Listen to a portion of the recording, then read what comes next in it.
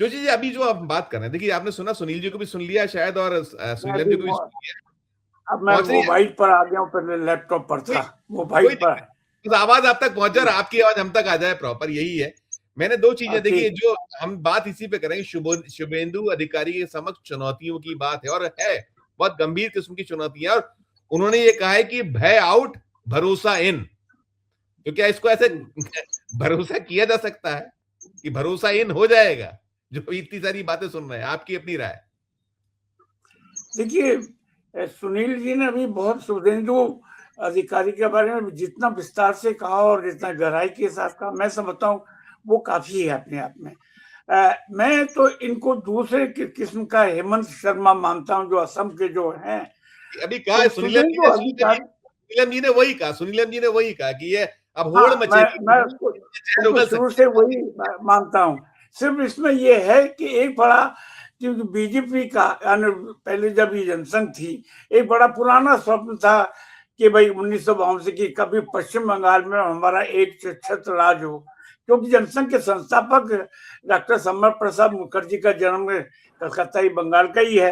तो जाहिर है कि उनको बड़ी, कि आज सबसे बड़े, अगर उसकी बॉडी लैंग्वेज पढ़े अमित शाह की, आपने देखा होगा, तो एक एक तरीके का दर्द उनकी बॉडी लैंग्वेज में झल प्रतिबिंबित हो रहा था।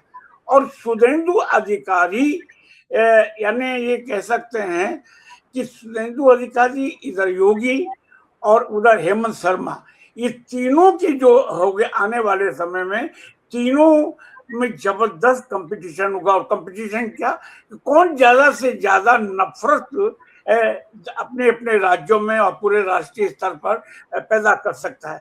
जब हमने शुभेंदु अधिकारी ने तो अभी कल परसों कहना भी शुरू कर दिया कि साहब, मैं देख रहा था एक वीडियो कि हम इसे गाजा बना करके छोड़ देंगे। तो ये शब्द गाजा उनके मुंह से निकलना ही अपने आप में बहुत खतरनाक संकेत देता है कि आने क्या आप क्या करेंगे। इसका मतलब ये कि पश्चिम बंगाल की जो में 30-40% जो अल्पसंख्यक हैं, उनको सीधी चेतावनी है, भय। तो आप विश्वास कैसे प्राप्त करेंगे जब आप अपने भय से अपने सियासी सफर को शुरू कर रहे हैं? और माने मुख्यमंत्री की शपथ कल आप ले लेंगे और इसके बाद तो मनमानी ढंग से आप करने लगेंगे। जैसे कि अभी सुनील जी ने कहा कि मैं देखा था कि 4 उनके जो विश्वस्त लोग थे, अलग अलग समय पर वो अंतर्धान हो गए, उनका निधन हो गया। आज भी वो रहस्य बना हुआ है उनके। तो रहस्य। इसका मतलब नहीं, इसका मतलब यह है कि आपकी जो पूरी राजनीति है, वो कहीं कहीं ऐसा लगता है कि हिंसा में लिप्त है। तो आप पश्चिम बंगाल, एक, ये मान के चलिए, जो बंगाली है जो मूल है, एक इमोशनल और सेंटिमेंटल होता है, और उसको बहुत आसानी से कहीं भी ले जाया जा सकता है।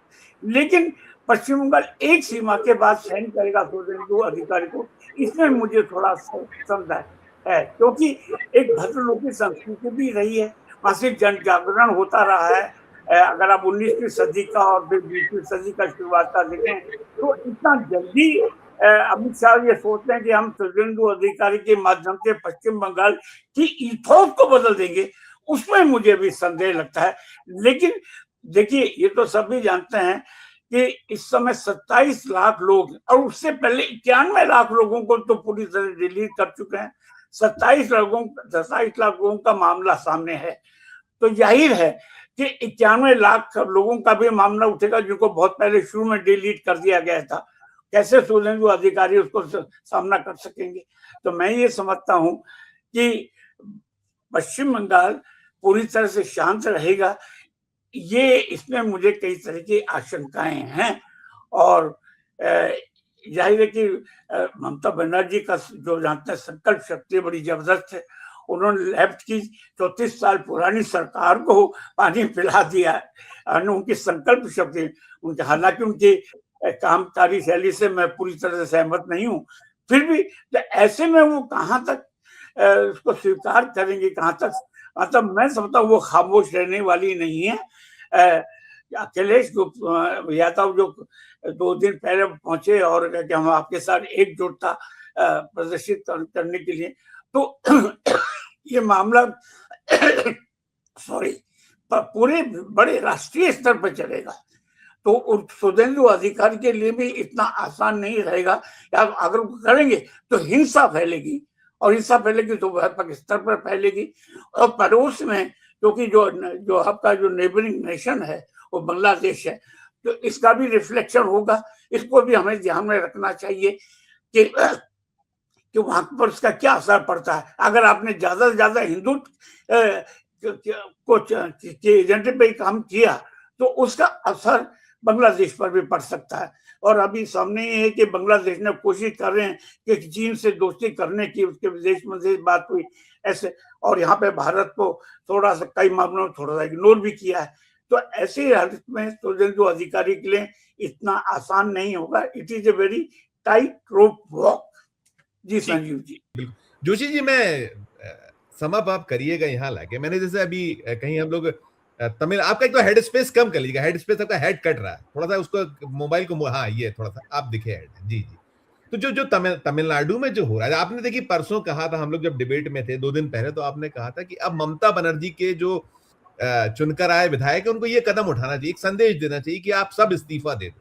यही कुछ आज वहां से निकला था कि वो जो टीवी के से निकल रहा था कि अगर ऐसे ही है जो राज्यपाल, या जो जिस तरीके से है कि हम लाठी और भैंस की बात कर रहे थे, जो संवैधानिक पदों का मिसयूज के बार बार ब्लेम्स होते हैं, सेंट्रल के इशारे पर जो चीजें चल रही हैं, कहना पड़ा। उन्होंने नंबर जुटा लिए, मैं भी जो कहा था 118 के आसपास आ गया, ऐसा निकल कर आ रहा था। लेकिन फिर भी ये जो सारा कुछ है और इसका रेपरकेशंस क्या है, ये क्यों नहीं समझ पा रहे हैं ये लोग? अंतिम आपका नोट सर। देखिए संजीव जी, पहली बात, उन तमिलनाडु के इतिहास में 1967 के बाद से अब पहली बार एक दलित पृष्ठभूमि के व्यक्ति एक नायक के रूप में, राजनीतिक नायक के रूप में उभरा है। हालांकि वो अभिनेता रहे, वो एक अलग बात है, लेकिन राज्य सत्ता पर एक नायक के रूप में सामने उभरा है। तो वो निश्चित रूप से वो उनको आप हाशिए पे नहीं डाल सकेंगे, पहली बात ये। दूसरी बात ये कि 119 में भी करीब आधा घंटे, 1-2 घंटे पहले तय हो गया, तो 119 का समर्थन उन्हें प्राप्त हो चुका है। तीसरी बात, मैं भाजपा के दोगलेपन के बारे में एक बात कहना चाहूंगा, इसके बारे में बहुत चर्चा नहीं हुई। 1996 में मिस्टर अटल बिहारी वाजपेयी को 161 सीटें मिली थी लोकसभा की, और उस समय राष्ट्रपति थे डॉक्टर शंकर दयाल शर्मा, कांग्रेस के राष्ट्रपति थे। और उन्होंने कहा कि हाँ, एक लार्जेस्ट पार्टी जो है वो बीजेपी आई है और मैं उनको मौका देना चाहता हूँ। तो लेकिन उनको अपना बहुमत जो है सदन में सिद्ध करना पड़ेगा, उसके लिए मैं 13 दिन का समय आपको दे रहा हूँ। उन्होंने काफी कोशिश की, अटल जी ने और अडवाणी जी ने दोनों मिलकर के उसको कुल मिलाकर के 194 सीटें में प्राप्त कर सके, जबकि उनको जरूरत थी 272, 285 में काफी कम थे। मैं यहाँ इस बात को दर्शाना चाहता हूँ कि जब सदन में फैसला होना है, यहाँ कर्नाटक का आप ले लें, अब इनको मनोरम जी को याद होगा कि 2018 था, उस समय जो भारतीय जनता पार्टी के 104 थे, 104 थे बीजेपी के पास, बीजेपी 104 सीटें थी, और उसको भी मतलब कांग्रेस जेडीएस 37, 115 थे। मैं ये कह रहा हूँ कि ये जो आपकी जो भाजपा है और संघ परिवार है, इसके जो मानदंड जो हैं, राजनीतिक मानदंड और सांस्कृतिक मानदंड इतने बदलते रहते हैं, और सब संविधान का जो जिस ढंग से मनमाने ढंग से उसका दुरुपयोग करते हैं, ये अपने आप में। लेकिन मैं समझता हूँ कि तमिलनाडु में, जैसा कि और हमारे पैनलिस्ट ने इस बात को कहा कि अगर इस बार इसको विजय को वापस कर दिया गया तो इसमें कोई शक नहीं कि इससे पूरा तमिलनाडु, बल्कि इसके साथ साथ द्रविड़ संस्कृति का इतना तेजी से उभार होगा कि इसमें सबसे ज्यादा नुकसान बीजेपी को ही होगा।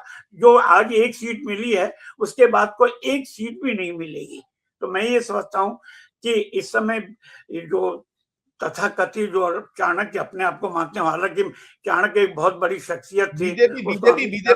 बीजेपी कहती है, हम लोग नहीं मानते। बीजेपी कहते हैं, कुछ लोग हमारे गोदी मीडिया वाले भी कहते हैं। तो अमित शाह को उनके साथ मैं तो अमित शाह और मोदी को नेता मानने के लिए तैयार नहीं, क्षमा करेंगे, दोनों मुझसे वो अभी तो वो एक जो मर्यादा, एक मर्यादित नेता होते हैं, नेता की जो शैली होती है, राजनेता बहुत बड़ी चीज है, अभी तो मैं नेता की बात कर रहा हूँ, पॉलिटिक्स, वो भी नहीं है मोदी और अमित शाह।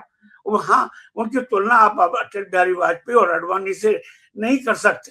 तो कहने का मतलब ये है कि इनको देखिए, एक चीज समझ लीजिए संजीव जी, कोई भी राष्ट्र नफे और नुकसान के सिद्धांत पर नहीं चलाया जा सकता। कंपनी आप चला सकते हैं, राष्ट्र को और देश को नहीं चला सकते। नहीं चला, बहुत सही बात, बहुत आपके सही।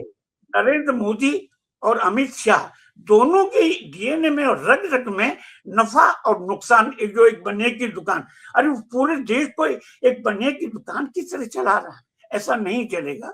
तो अगर तमिलनाडु में उन्होंने कुछ भी चाल करने की, इसका पूरा असर पूरे देश में जाएगा, और मैं समझता हूं कि इसका खामियाजा संघ को भी भुगतना पड़ेगा। तो एक बल्कि देखा जाए, एक नई ढंग की राजनीति ने तमिलनाडु में जन्म लिया। देखिए, डीएमके और एआईडीएमके के रूप में एक ओबीसी का वर्चस्व रहा है 1967 से, क्योंकि 1967 में कांग्रेस की आखिरी सरकार थी जिसके मुख्यमंत्री थे भक्त वत्सलम। उसके पास एक ओबीसी लगातार, कभी डीएमके कभी एआईडीएमके, लेकिन ये पहला समय है कि जो दलित जो है उसका उभार हुआ है, और उन्होंने अपने नायक को देखा है इसमें विजय की। मैं समझता हूँ कि इसको अगर थोड़ा सा वो किया गया तो इसको समझना होगा अमित शाह को और नरेंद्र मोदी कि अब ज्यादा चाल चलनी नहीं चाहिए। एक संविधान की जो उसकी रक्षा करनी चाहिए, लोकतंत्र की रक्षा करनी चाहिए, और उनको तुरंत ही शपथ के लिए और ये सब सदन के अंदर वो